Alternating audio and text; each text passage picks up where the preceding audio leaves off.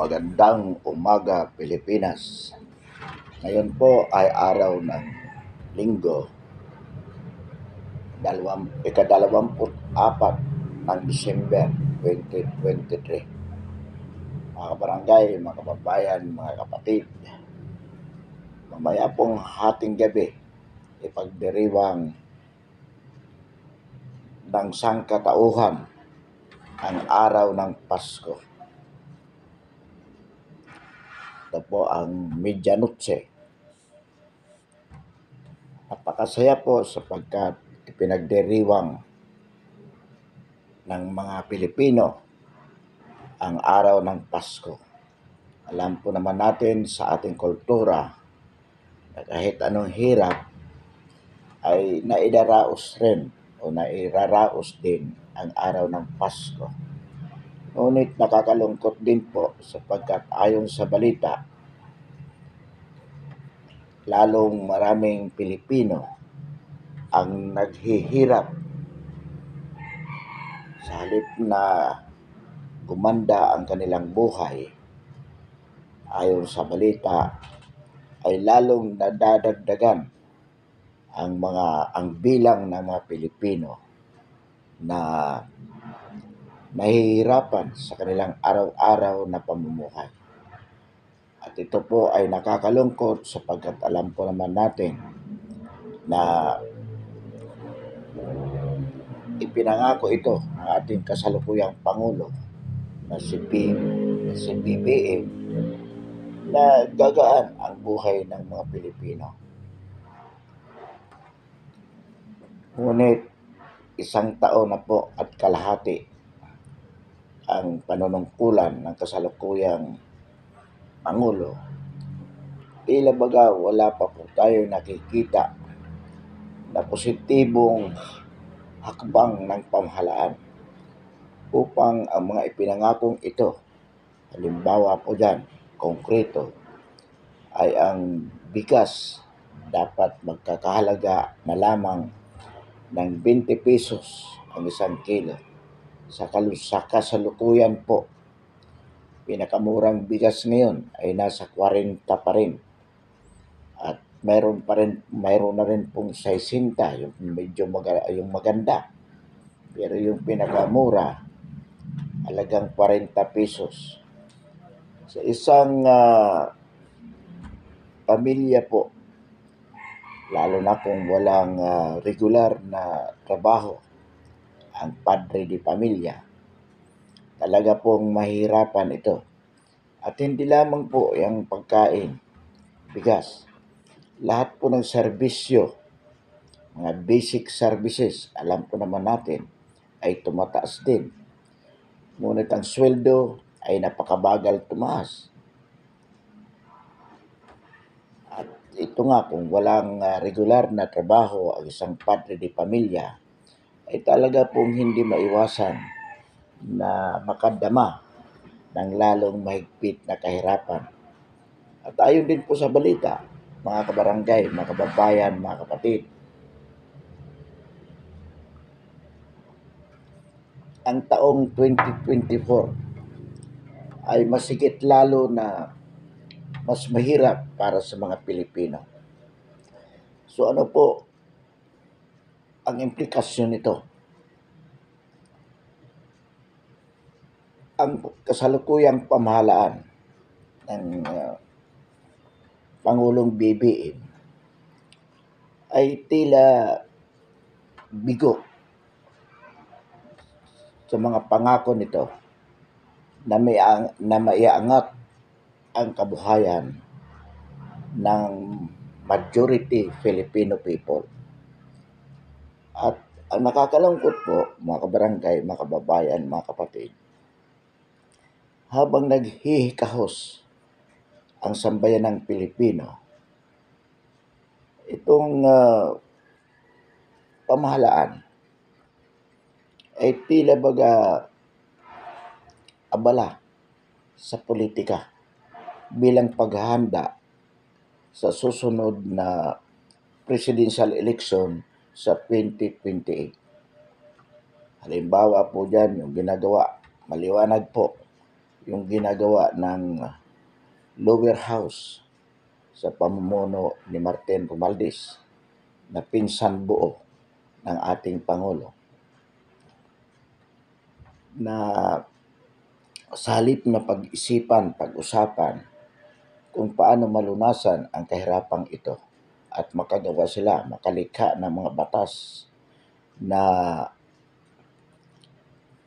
makakatulong sa sambayanang Pilipino, abalang-abala po sila sa pamumulitika sa pamamagitan po ng pagwasak sa pangalan ng dating Pangulo na si Pangulong Duterte at sa Vice Presidente kay Inday Sara.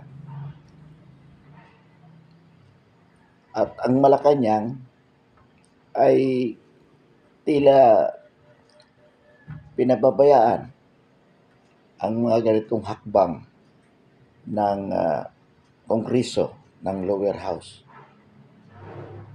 Kaya po makikita po natin na sa halip na tingnan ang kapakanan ng sambayanan, abala po ang kasalukuyang administrasyon para sa paghahanda sa presidential election. At ayon nga po sa isang kilalang vlogger na nakabase sa Amerika, si Maharlika, ay talagang ang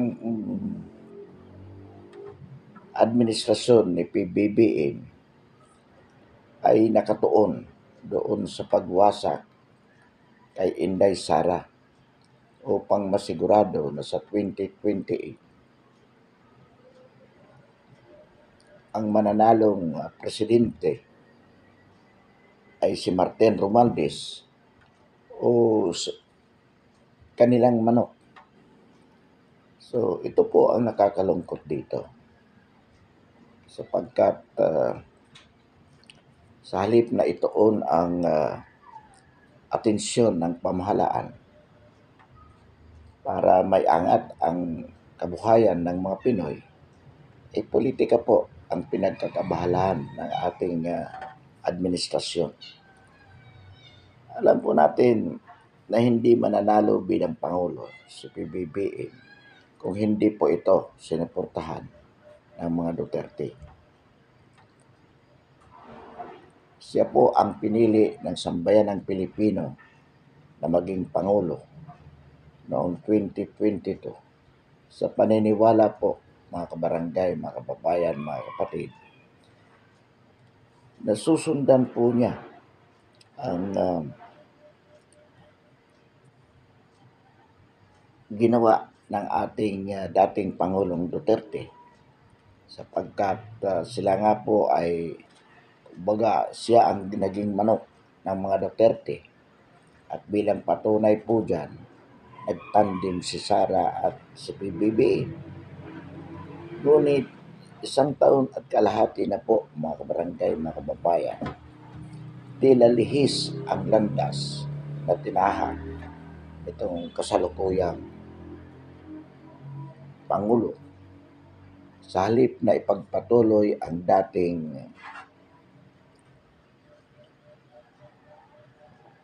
mga pulisiya ni Pangulong Duterte, na yun po naman ang talagang gustong-gusto ng sambayanang Pilipino. Bakit po?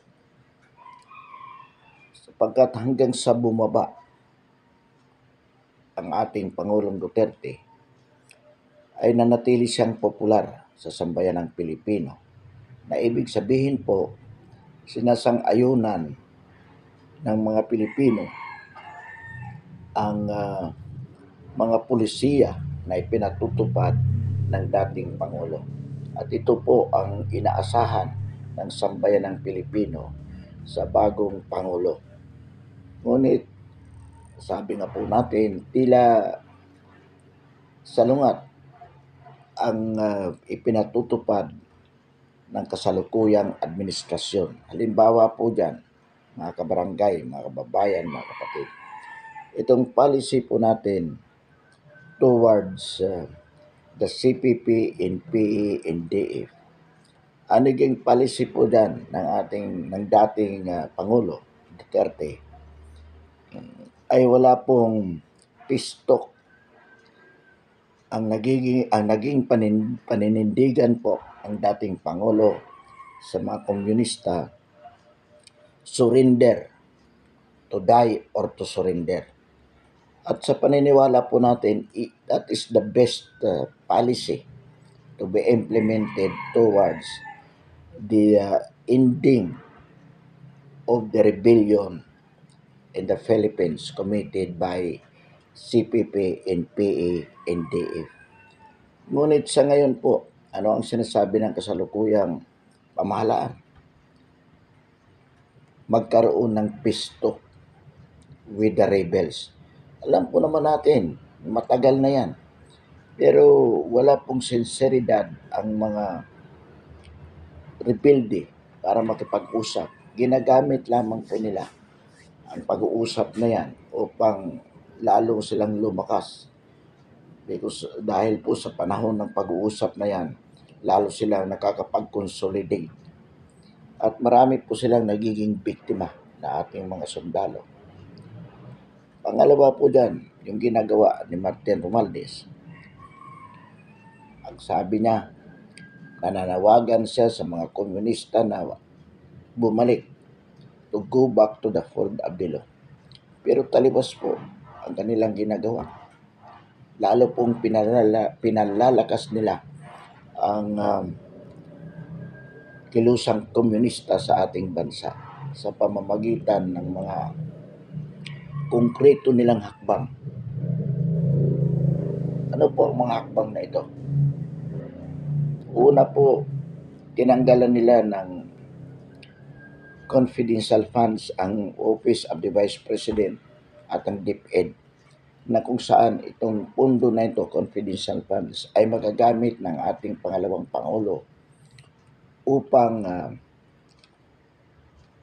may sagawa yung mga surveillance na yan laban sa mga NPA, NDF, CPP, NPA, NDF na nagre-recruit sa ating mga paaralan, high school, colleges. Ito po ang fertile ground for recruitment ng CPP, NDF, CPP, NPA, NDF. Yan po ang fertile ground. At yan po, mapipigilan yan sa pamamagitan ng mga positibong hakbang, intelligence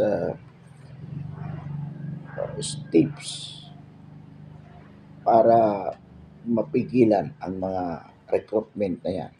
Anong ginawa po ng Kongreso ng mababang kapulungan? At kahit na po ng mataas na kapulungan, tinanggalan po nila ng confidential funds under the pretext na wala namang kaugnayan sa trabaho ng DepEd at saka sa OBP, yung intelligence works na yan na dapat paglaanan ng malaking pondo. So, tinanggal po nila yan.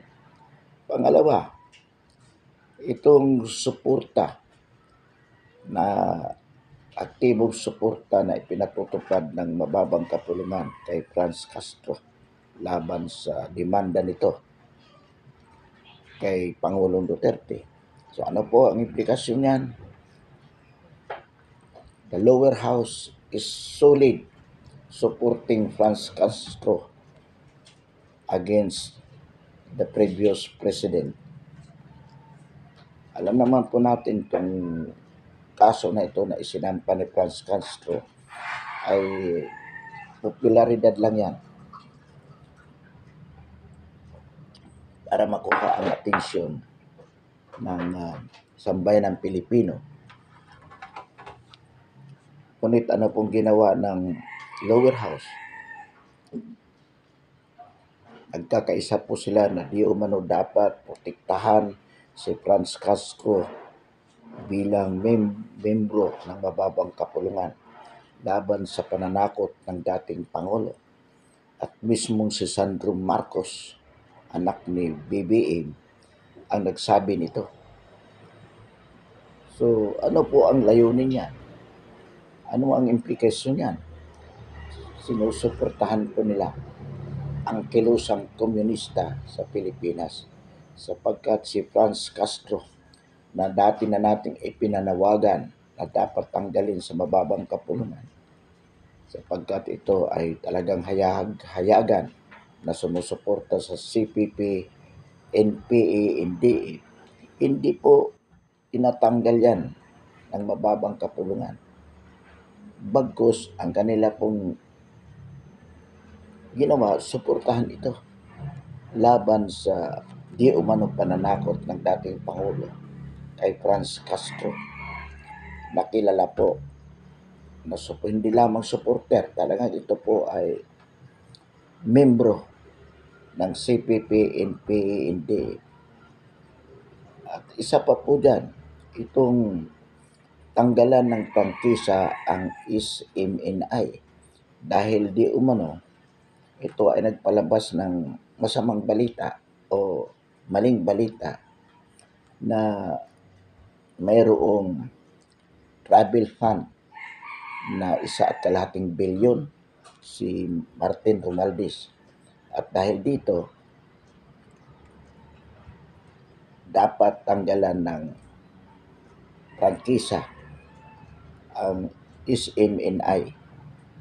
At balita nga po natin, ang MCRTV ay naglabas na ng suspension na ito ay hindi makapag-operate. Malaking bagay po ang SMNI sa ating kampanya laban sa mga komunista, mga kabarangay, mga kababayan, mga kapatid. Bakit po? Ito lamang po ang istasyon ng radyo na mayroong programa sa pamamagitan po ng programa ni Ka Eric Silis at ni Loren Badoy kung saan ini-expose po nila ang mga kasamaan ng CPP, NPA, NDA. Itong programa na ito ay malaking bagay po because it enlightened the Filipino masses on the atrocities committed by the CPP, NPA, NDA against the Filipino people. Kung wala pong SMNI, hindi po maliliwanagan ang sambayan ng Pilipino tungkol sa kasamaan ng mga komunista.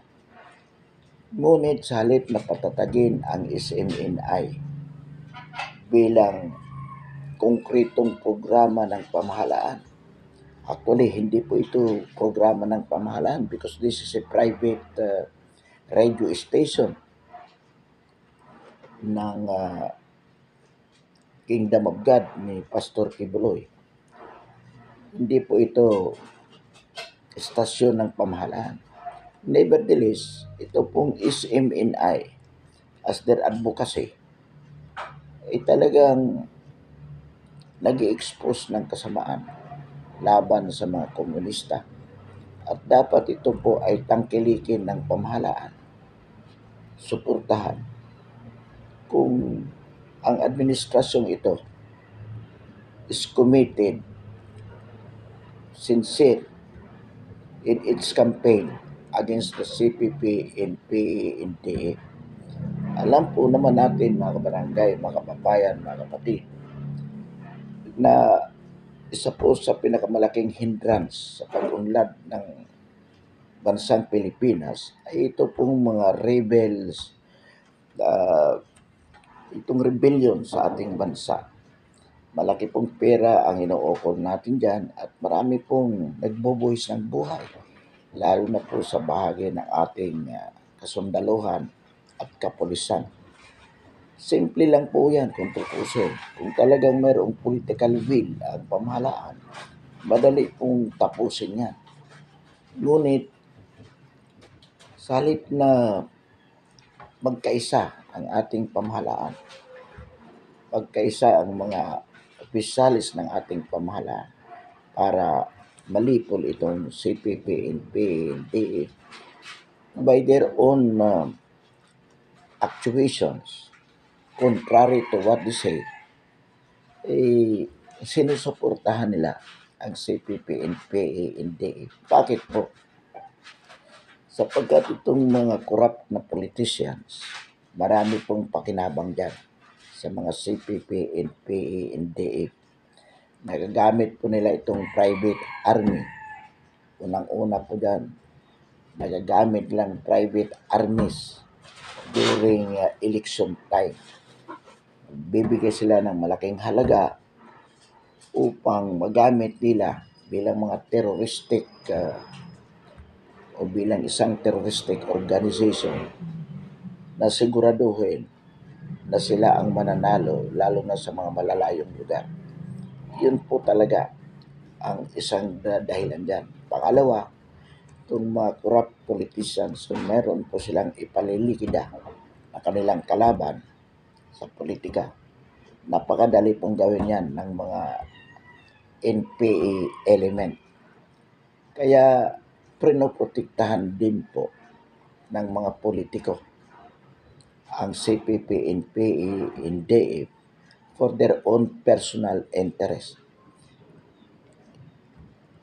Ang totoo po niyan, nagulantang ang sambayan ng Pilipino nung minsan sa kanyang privilege speech, inamin ni Loren Ligarda, Senator Loren Ligarda, na siya mismo ay naging supporter o naging kasapi ng kilosang komunista sa Pilipinas. At isa po siya sa nagtatanggol sa mga CPP, NPA, NDF. At ngayon po, sa katauhan ni Martin Romualdez at sinusuportahan ni Sandro Marcos, supporter na rin po ang buong kapulungan ng mga CPP, NPA, NDF. Nakakalungkot po. Kaya nga, akala natin sa pag-upo ni BBM, si Sandro Marcos, na anak nito ay isa sa magiging potensyal na tagapagmana o susunod na posibleng maging pangulo sa darating na panahon. Pero sa kanya pong ginawa na pagsuporta kay Franz Castro, mga kabarangay, mga kababayan, mga kapatid, kabata-bata pong congressman. Ngayon pa lamang sinasabi na po natin, si Sandro Marcos ay isang mapanganib na personalidad na hindi dapat tangkilikin ng sambayan ng Pilipino. Dapat po, maaga pa putulan na ng sungay yung si Sandro Marcos.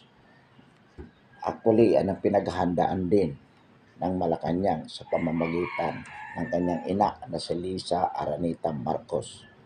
Itong pamumulitika ni Lisa Araneta Marcos, na kung saan ito naman ay tinitolerate ni BBM, sapagkat sabi nga ni Maharlika, under Lisaya ang ating Pangulo, ay paghahanda upang sirain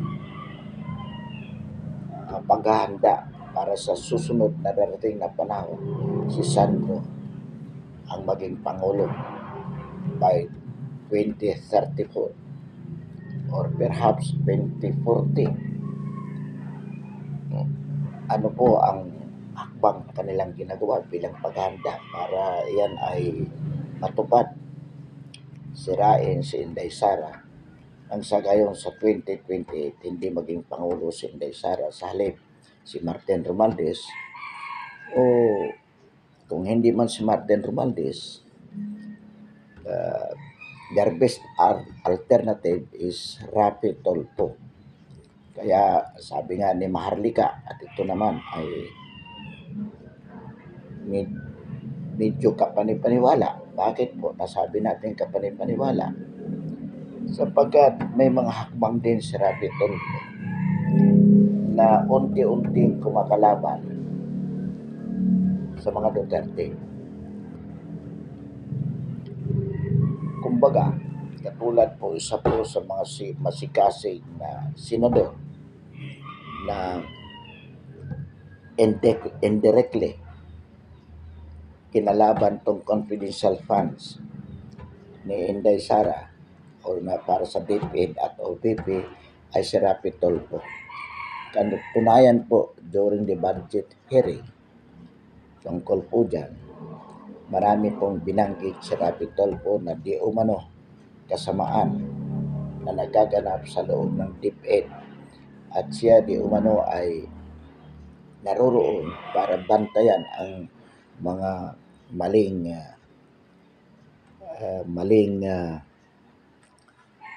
sistema sa DepEd. Yan po ay indirectly sasabi na hindi epektibo si Inday Sara bilang sekretary ng DepEd. So, ano ibig po sabihin niyan?